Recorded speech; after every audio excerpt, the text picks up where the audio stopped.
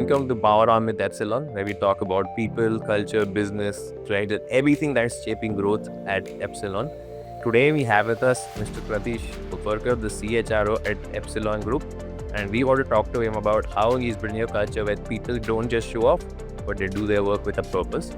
So without further ado, let's get into this conversation and understand how Epsilon is growing bigger and stronger by staying true to its beacon and values. Welcome, Mr. Pratish. Thanks a lot, Sahil. Thanks for having me here. Thank you so much. So the first question that I want to dive into is something that I personally am very curious about. We all love rapid growth, right? But rapid growth brings with it a lot of cultural shifts. So Epsilon, I know, has grown very rapidly. But how have you in that process stayed true to your core values and culture? The way I look at it is that when you talk about values, these are basically your foundational principles, which guide as to how you will do the business. And behaviors are the one which you practice on a day-to-day basis to live those values. So if I look at the core values of Epsilon, and it has not changed since the time we started operating. So we have 5 core values per se, if I look at it. So it's about integrity, and I think we follow the highest level of ethical standards. There's no doubt about that. The second, and which I personally believe is very important for our sort of organization, is about passion, and we want those passionate people to join Epsilon. Right? So that's the second value which we cherish. Third is about quality, and I think whatever we do, it's more about doing it better every day. Fourth and most important, I believe, in any organizational setting is about collaboration. Because as we all know, it's not about working individually, it's about working collectively together. And therefore, collaboration is very important. And the fifth and the last but not the least is about innovation. And I think in today's world, if you do not innovate, you will not be able to survive. And I think that's therefore this value is extremely important. I think those are the values which we really cherish. Right. You will find that one arm of the business, or what we call the vertical of the business, which is the chemicals vertical, is more a matured, stable sort of business. It's been there for the past 8 to 9 years since the time Epsilon started. But the other part of it, which is the other vertical of the business, is about getting into new areas. Okay, new areas like electric mobility, etc. And then I'm talking about the battery materials vertical.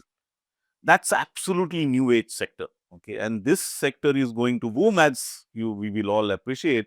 What gives a uniqueness to Epsilon is the combination of both this vertical, one which is more matured and stable business, and one which is more new age sector. Great. So I think that sounds like a culture where people are at the forefront of everything that you're planning in your trajectory. So, people first is a word that everyone likes to use. We see about it on LinkedIn every day, but doing it is actually very, very hard. Correct. So can you talk about some initiatives that the organization has taken to genuinely empower people? We believe, and I personally believe, that employees are at their best if there is a clarity as far as the roles is concerned, and if they know exactly as to what are they supposed to do during the year. People get really motivated is that when they really get to know that the process is transparent, the organization is fair in terms of identifying the talents and rewarding those talents as per the performance of the individuals. So it's a performance-driven culture which we are talking about, right? And if the employees get that, not only the feel, but if they see that it is really demonstrated in the organization, they feel motivated about it. That if I do my best, I'm 100% sure that I will get rewarded for the work I have done. And I think that's a philosophy which we follow.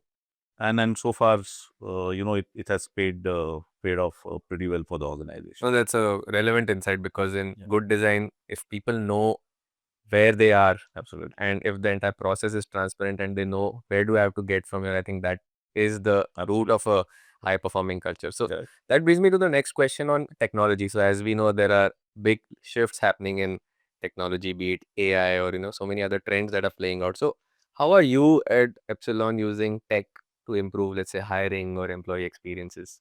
I think just to add here, as I said, that we are a young organization, we are growing very fast. We are also hiring quite a lot. Okay, in both the verticals, whether it is chemicals or whether it is battery materials. To just give an example, we are hiring close to roughly around 250 odd people every year. Nice. That's quite a number, as far as our size of organization is concerned, and considering that we are just 8-10 years old, uh, and then that poses a challenge. And then just to elaborate this further, if I look at the battery materials vertical as such, you will find that this is a very new sector. It's a sunrise sector, as they call it, okay, which is mainly into electric mobility and all. So we manufacture anode cathode material which goes into lithium ion battery. Now you won't find too many players into this domain, especially in India. So then the question arises as to where do you really get the talent and how do you really get them, right? So what we have realized is that the sources of hiring needs to be robust enough in terms of getting the right talent. Great. I think that's a nice way to look at it, because what it tells me is that as an organization, since there's already talent available, you have to develop a lot of talent which has potential to grow and learn in the organization, given it's a sunrise industry. Correct. So I'm sure there would be a lot of women also would be joining the organization, and that's where I wanted to touch upon that. Are there any initiatives that you're taking to help women rise up in the organization? And I'm not just referring to the corporate office, but also manufacturing and the shop floor itself. If we look at the Indian manufacturing sector per se, the participation of women anyway is quite low. Okay. The question is, what are we really doing, in terms of improving that participation? I think we are at the forefront of it. We believe that women can really add a lot of value, and diversity actually always helps. Right? When I joined here 2.5 years back, the percentage of women population in the total workforce was around 8.5 to 9 odd percent. Today, if I look at it, it is about 10.5 to 11 odd percent. And I think that's a significant improvement. Right. Considering that, there is still quite a lot of limitations as far as women, especially joining a manufacturing sector, and that too a chemical manufacturing organization. Right. You don't see that many women on the shop floor. In our case, I have seen that it has definitely changed. I mean, just to give an example, last year we recruited close to around 67 graduate trainees. Out of that, 15 are women. Some of them are in quality assurance, quality control, research and development, but quite a few of them are in operations, also in manufacturing on the shop floor. To give an example, that we have some women who are doing the job of DCS operators. Right. Some of them are working in planning in operations. So I think we have made that change, and I can only say that as we move along, the situation will be completely different, probably 2-3 years down the line. Well, that's fantastic, because the effects are compounding over time. And as more women join the shop floor, they encourage other women to join, and other companies also take your example to take those initiatives. So that's fantastic. And as they say that, diversity is given, inclusion is a choice. And I think therefore organizations have to really make that effort in terms of getting more women in the workforce. Right. That's fantastic. What is your perspective on doing this hiring right at a time when both your businesses are growing so rapidly, both specialty carbon as well as advanced battery materials? There is no right answer to this. I mean, let me tell you, I think when it comes to hiring, sometimes, and I do believe that it's better to make a call than not to make a call at all. And sometimes you go wrong in that. Right. And we all, as human beings, and we need to accept that. Finally, hiring is all about judgment, right? Right. Just to add, I've seen that, organization, they have like 6, 7, 8, 10 rounds of interviews, but still at the end, I think 10-15% of the hires are wrong hires. So I think you can never leave out human judgment from the process. True. I think here you can apply the 80-20 principle also. Correct. That 80% of the time, if your hiring is right, I think you have done a good job. Right. You will go wrong in certain hirings for various reasons, and I think that's a policy even we are following, especially in today's world where the war for talent is quite a lot. Okay, you don't get the best of the talent so easily. Right. And therefore, you need to be cautious of that fact. And this war for talent will only keep on increasing as the new sectors are coming in. Like we are saying, electric mobility, probably 3-4 years down the line, you will have plenty of competition in that sector as well. And the moment you have competition, obviously there will be churn of people, etc., etc. And then therefore you will have to hire considering your requirement, and then go ahead with that. So I want to change gears a little bit and go into some of these stories from the inside, right? Because that's what the talent really cares about and tries to sniff out on social media or through employee conversations. Right. So can you talk about any pivotal moment in the organization where you had to pivot uh, in order to maintain your culture and keep your values intact? We talked about values, right? And I think those values, we practice it absolutely to the core. There's no doubt about that. And these are the values which as an organization, the message is loud and clear that we will not compromise on that. Mm-hmm. And one of them is, and which is extremely important, from organizational perspective, is about integrity. Mm-hmm. And, I mean, there are multiple examples, but I would like to quote one, that, we realize that there are some practices which are followed in the organization by certain individuals wherein ethical standards are not met, and then there are some malpractices happening there. We did a thorough investigation, realized that, whatever are the allegations, there is a truth in that. And there is a zero tolerance as far as that is concerned. Okay, and in that cases, we ask the person to move on. Right. So I think, from an organizational context, these are certain tough decisions which one has to take. But I think it sends a very right message in the organization that we will not compromise when it comes to the values of the organization. Right. And I think that's what we try to do. No, that's amazing because I think these are the moments where you are at a crossroads and your decisions signal to people what you really believe in and whether the organization even believes in the values that they put on the It's about walking the talk. Exactly. It's not only about having those values, plastered in like, nice posters all over the office. it's about really doing it what you really Believe in. believe in. Yeah, absolutely. So you spoke about values that are very integral to the organization, right? But we all know that every value is actually upheld by a set of behaviors that happen in the organization, and the best way to reinforce culture is by celebrating or encouraging certain behaviors. So can you talk about some of those behaviors that you really focus on and try to encourage in the organization? As I said, ours is a young organization. I mean, I look at it as a startup sort of culture which we have. Okay. And when you talk about startup culture, or for an organization which is very fast growing, what you need is speed and agility. And I think that, I would say, is the first key thing which we really look at. Right.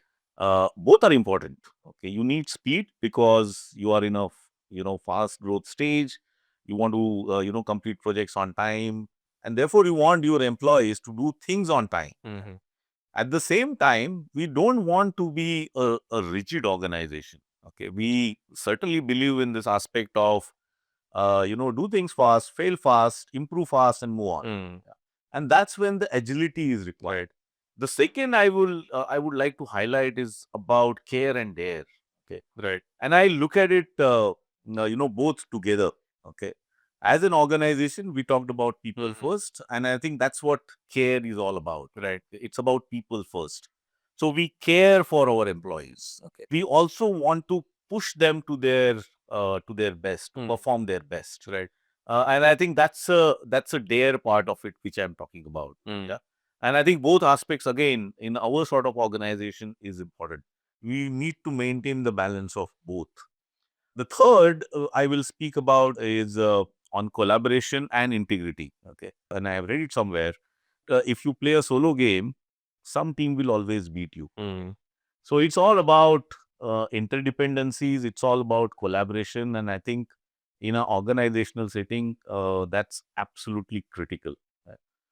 So that's about the collaboration, and I think that's the kind of behavior which we want all our employees to demonstrate. The last which I will talk about is about trust. I think what's important from any employee's point of view is that he's valued and respected. And when does that really happen? When you really trust someone, right?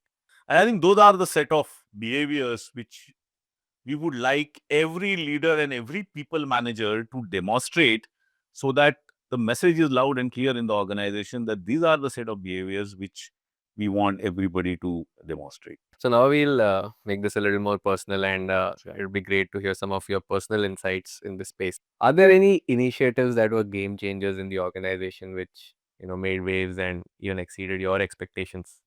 I would talk about the certification which we got, which is a SA 8000 certification, which is social accountability certification. And I think we did that around 1.5 years back.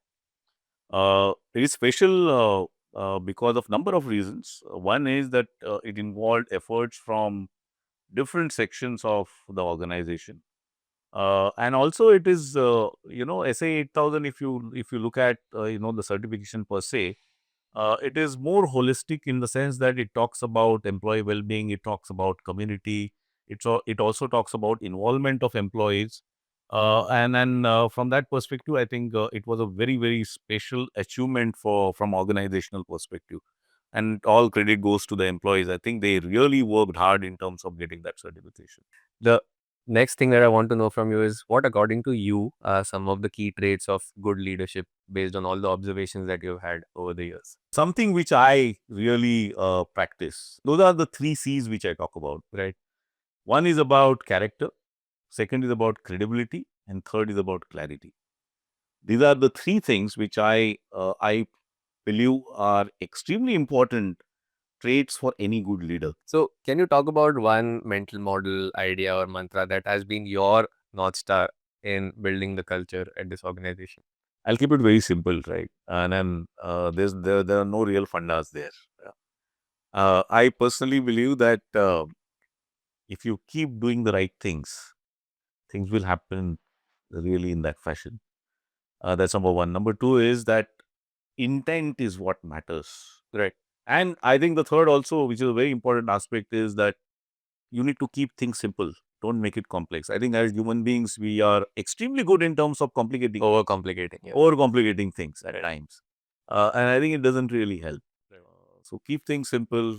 And I think those are the principles which I personally follow. And I believe that, this is what defines the culture in an organization over a longer term. Right. I think what you're saying is just focus on the effort on a very regular basis and good things will happen automatically. So I think that's a great message for people at the organization. So you spoke about keeping things simple, right? So in that very essence, I would like to ask you, if you had to describe Epsilon's culture in one line, what would that be? If I look at Epsilon at this stage, I think it is dynamic and electrifying at this point of time. The culture in Epsilon will evolve. Right. At this point of time, we are in such a rapid stage of growth that you see a lot of activity. So it's all about that momentum. It's all about the dynamism. It's all about having that energy, and you see that in the organization. So that's great. I think that sums up exactly what you are looking for in your people. So I think it's been great listening to your insights today. So that's a wrap on today's episode of Power On at Epsilon.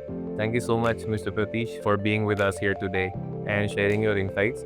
And to all our listeners, stay tuned for more stories and secrets of how Epsilon is growing as an organization. Until next time.